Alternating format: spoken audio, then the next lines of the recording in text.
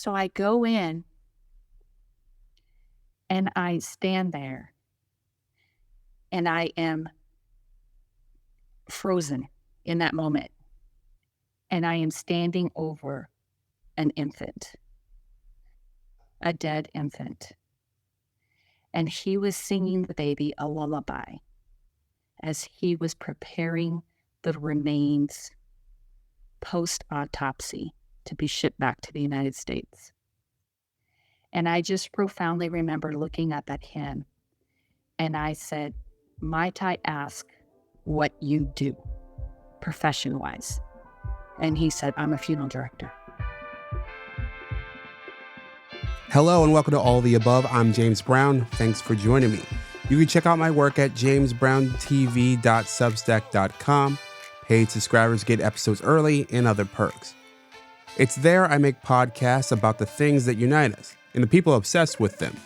It's in that spirit that I present to you a series called Completing the Circle. It's about death and dying and the people who embrace it every day, like today's guest, Genevieve Keeney Vasquez. She spent her whole life wanting to work in these fields, and she has. As a funeral director, an Army medical officer, a palliative nurse, and most recently as president and CEO of the National Museum of Funeral History.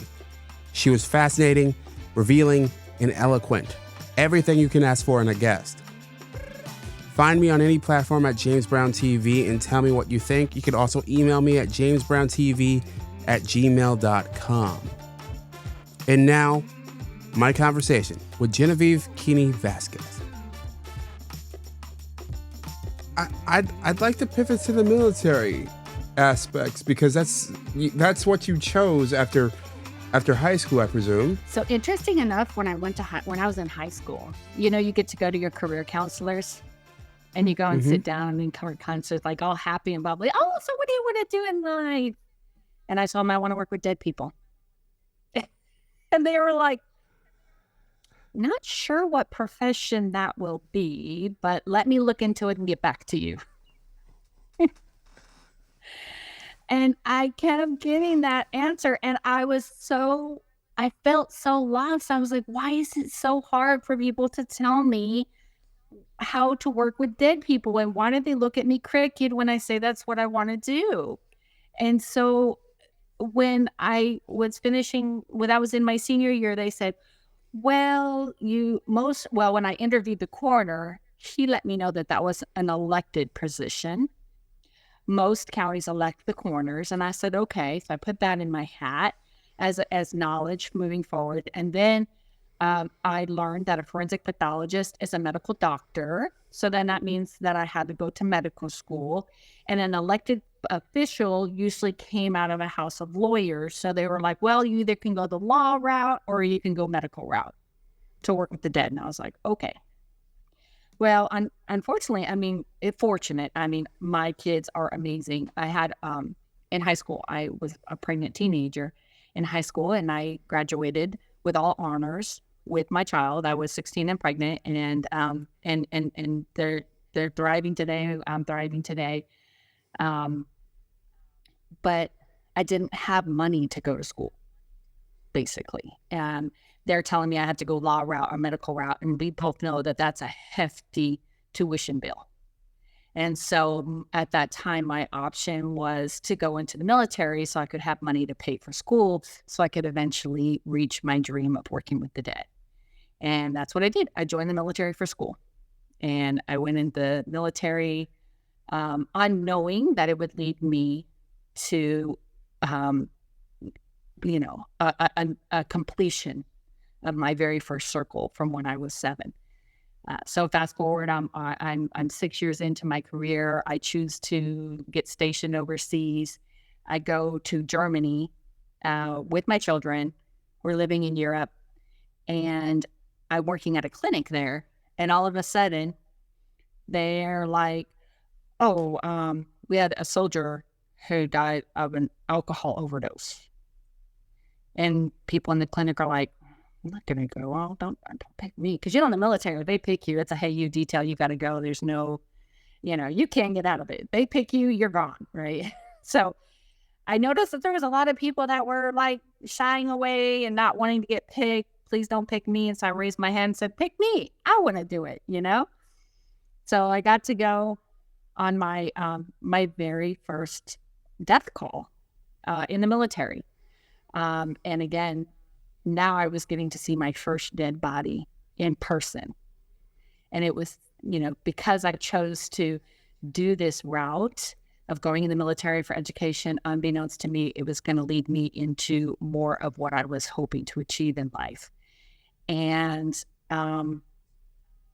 took care of that body, learned a lot of crime scene investigation and all that cool stuff.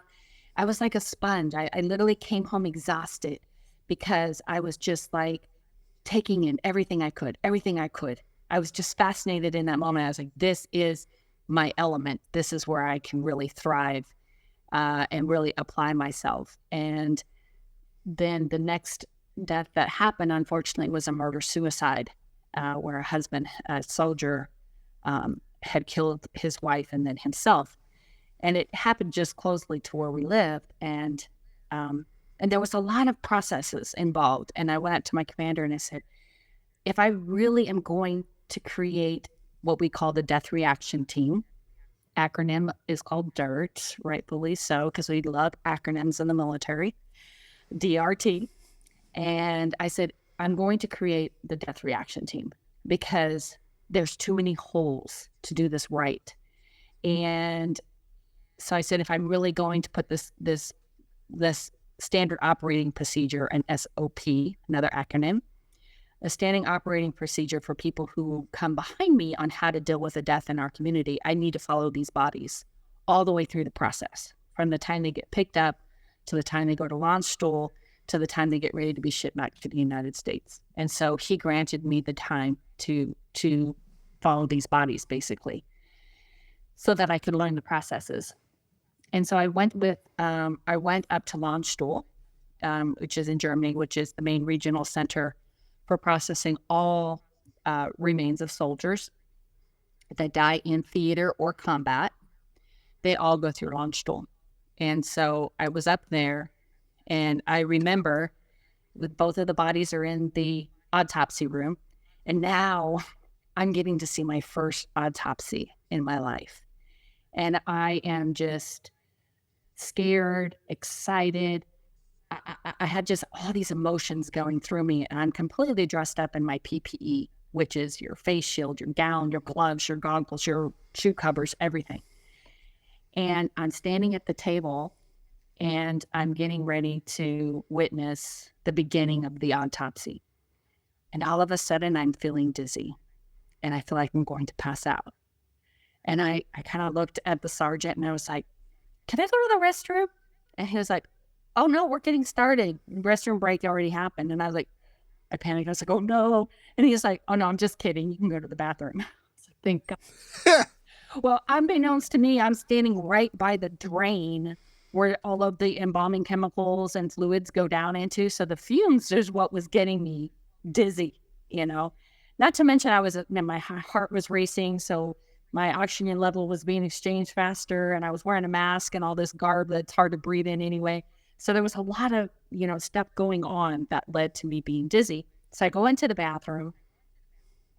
I'm sitting on the toilet and I'm talking to myself. I'm not really going to the bathroom, by the way, listeners. I'm not. I'm just sitting on the toilet with it closed, trying to regain my composure. And I literally put my head between my knees, and I just told myself, breathe, Genevieve, breathe. This is what you've been waiting for your entire life since you were 7.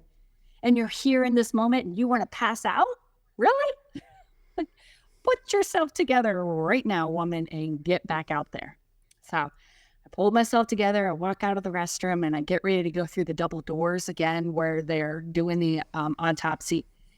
And I got a little woozy again. I said, okay, no, not yet, because you can't get out the second time. So I go and I sit on this chair, and there's an admin person on a typewriter typing.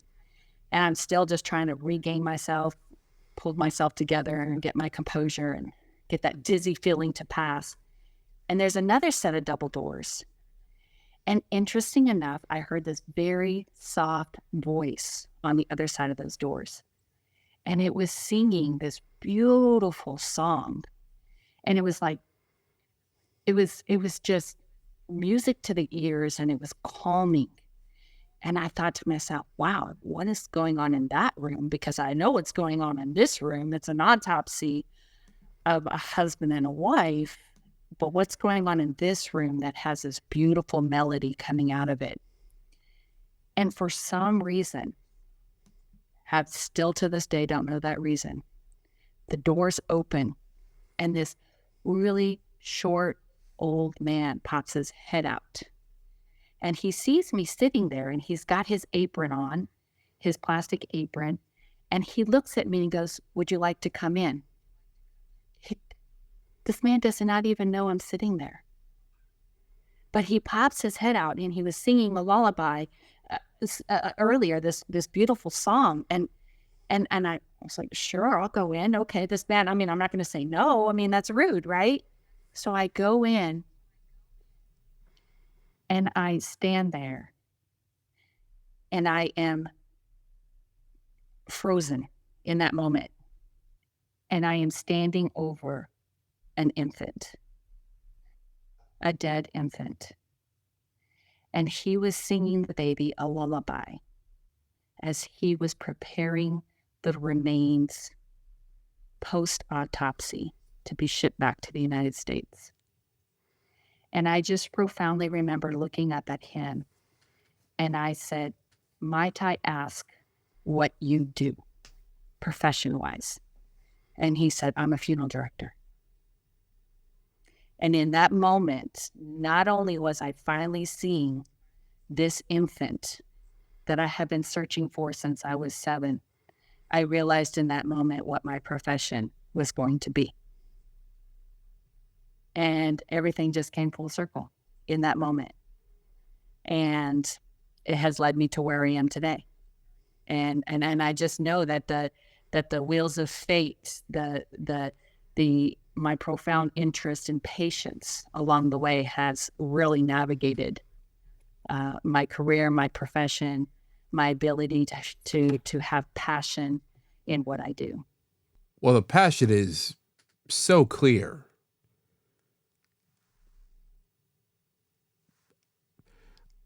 There's a couple of questions that these really interesting anecdotes bring up. Did you feel a kinship with this man?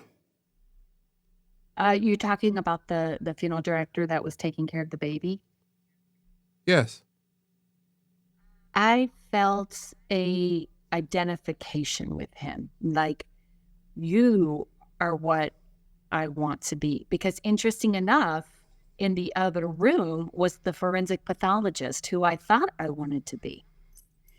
And he, after being with the baby and the funeral director, I went back into the other room to finish what I started, which was to be there to witness autopsy and to learn. And he did. He was very educational to me and was very more in depth in the autopsy process for me to learn.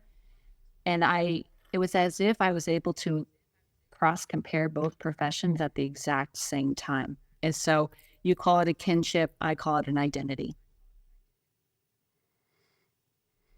And in finding that identity, I would think that it would be relieving for someone who went through what you described as, someone who couldn't talk about this thing that they're profoundly intrigued with, to finally find people like them who were interested in the things that they were interested in and could geek out with a bunch of other people who were into working with and around dead bodies. Exactly. And you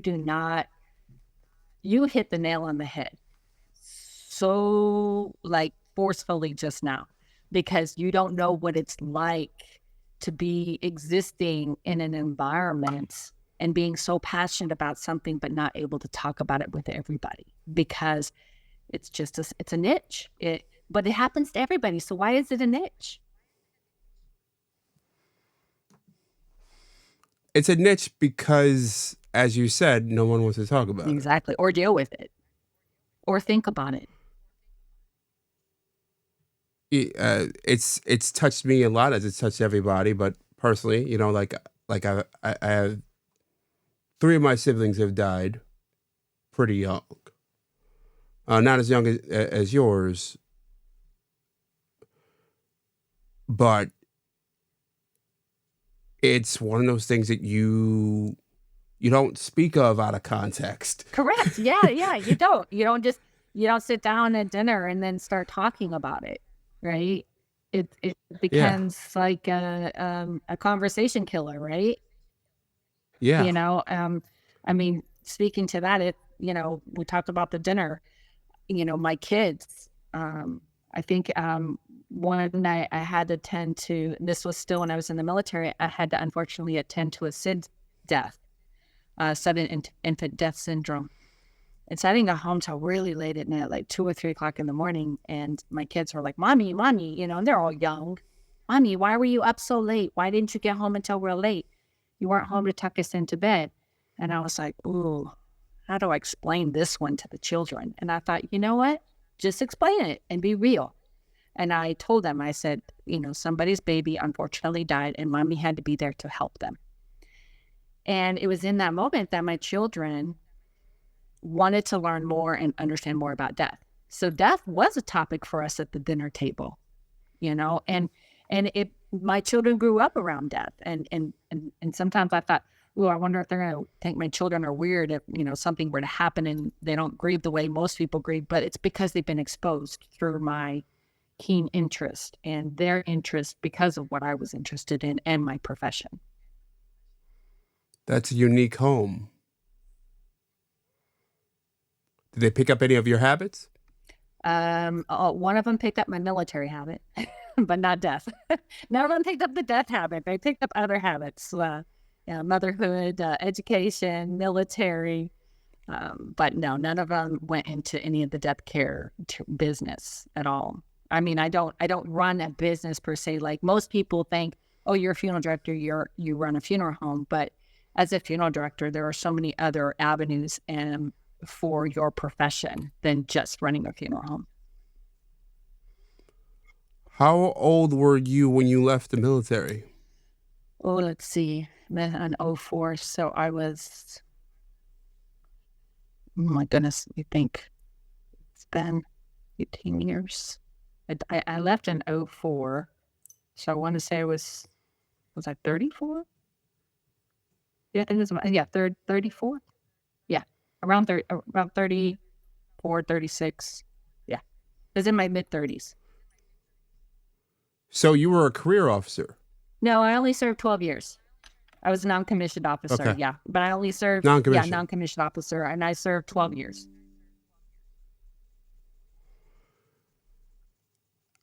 I think it would be pretty difficult to be in the military with kids. As an officer yourself.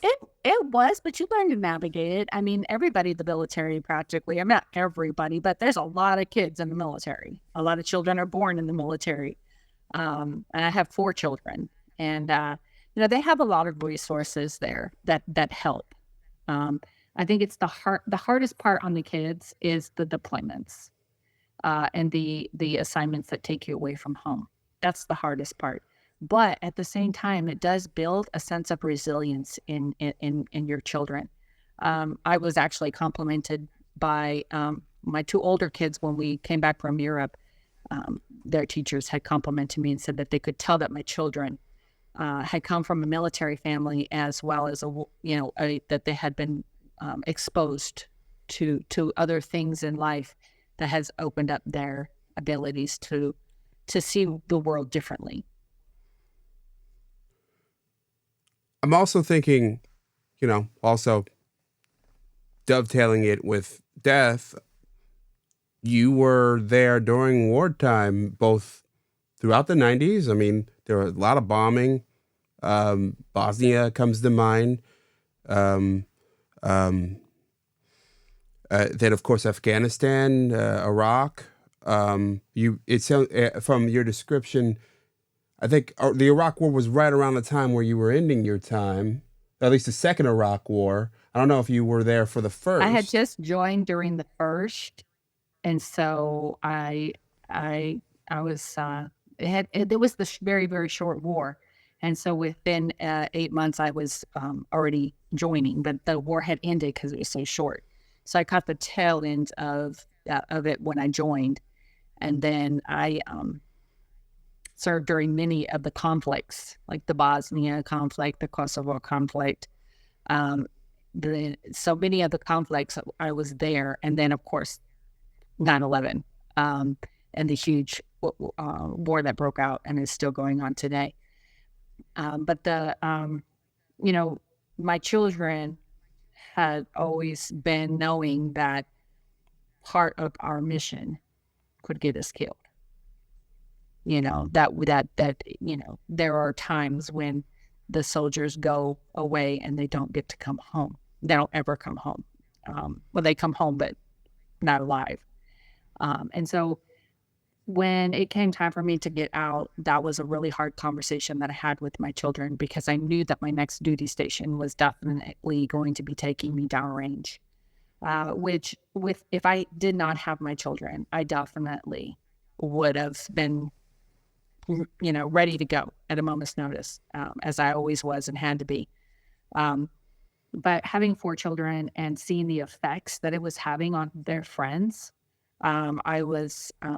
the war had already been in its 3rd year when I was getting ready to get out. And children of 15, 16 years old, unfortunately, were getting pregnant. The girls were. And I have, 3 girls and a boy. And my children are in that impressionable age of 15, 16, 12, and 11. And I just had to make the hard decision that I needed to be there as their parent. I needed to guide them and not be absent of them and allow other people to raise them. And then if I were to die in war, they would be orphaned of their mother, and I didn't want that for them. Were you a single mom? No, I was not a single mom. They had their stepdad. But nonetheless, my children who were not of their father, their stepfather, I didn't know whether he would take them on and care for them, for the rest of their natural life as well. I wasn't sure in that. So I didn't know the how solid that would be able to be maintained in my absence. And that's totally understandable. I mean, it's a whale of a thing to take on.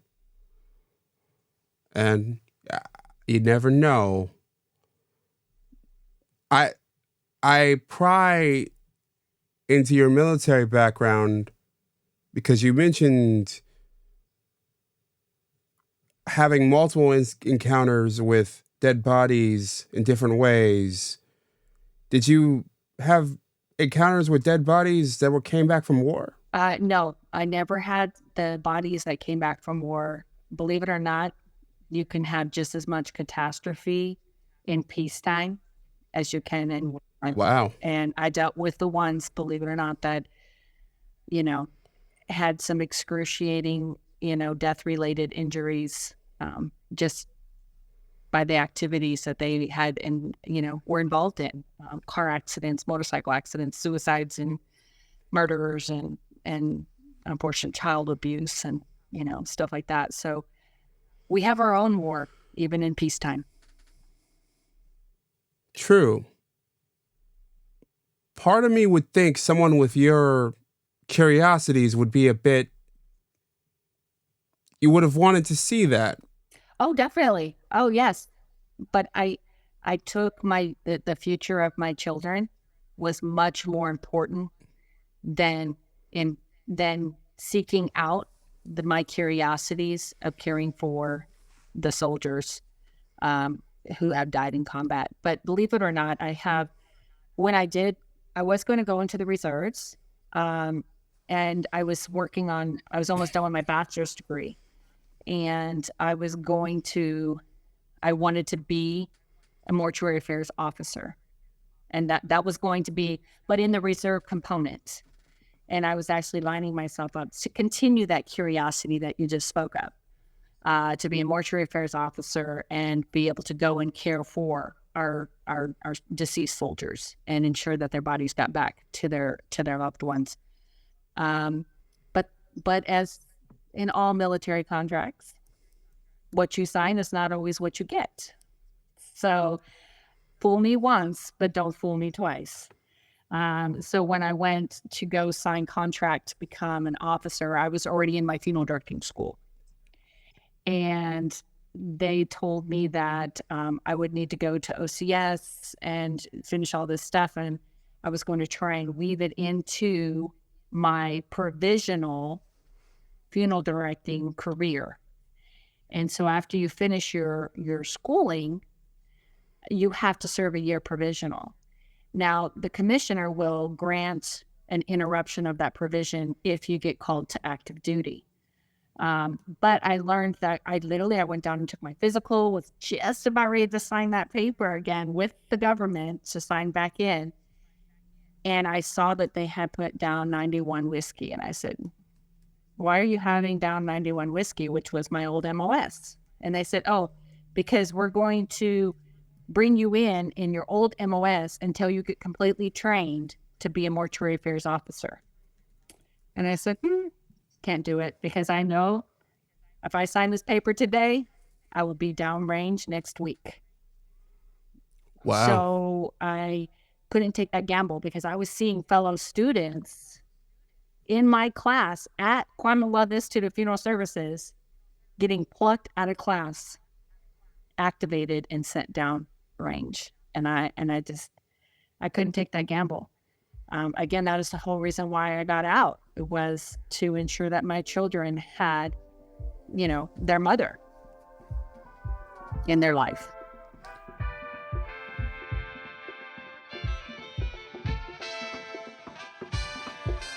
Thanks for listening to all of the above. Let me know what you think at James Brown TV anywhere. And of course, at jamesbrowntv.substack.com. Paid subscribers can listen to more of my conversation with Genevieve now. Everyone else will hear the next part next week. I'm James Brown, and as always, be well.